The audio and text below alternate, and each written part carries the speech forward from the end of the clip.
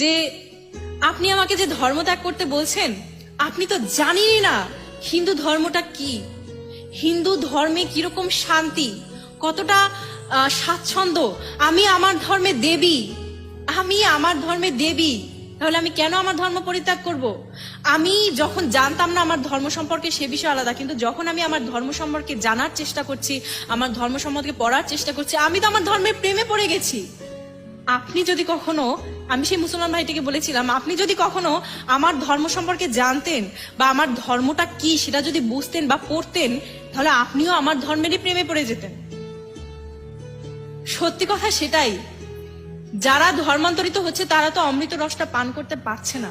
আপনি ধর্ম সম্পর্কে জানুন না, আপনি ধর্ম সম্পর্কে জানার চেষ্টা করুন। যদি প্রেমে না পড়েন তখন আমি তার জন্য দায়ী থাকবো।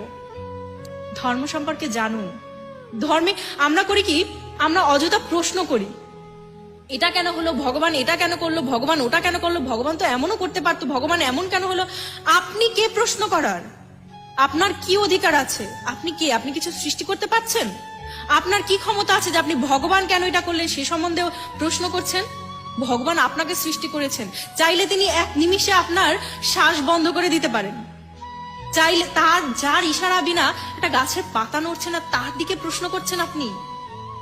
আমি তো সাহস করতে পারি না যে ভগবান কেন এমন করলেন। আমি শুধু এটা জানি, ভগবান যা করেছেন মঙ্গলের জন্য করেছেন। তিনি যা করেছেন অবশ্যই তার পিছনে কোনো না কোনো পরিকল্পনা ছিল, তাই তিনি সেটা করেছেন।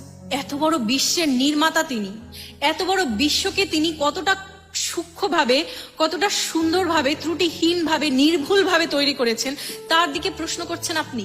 আপনার এত ক্ষমতা, আপনি কি জানেন, কতটুকু জানেন? সামান্য মনুষ্য জাতি আপনি, আপনি কি করে প্রশ্ন করতে পারেন তার ব্যাপারে?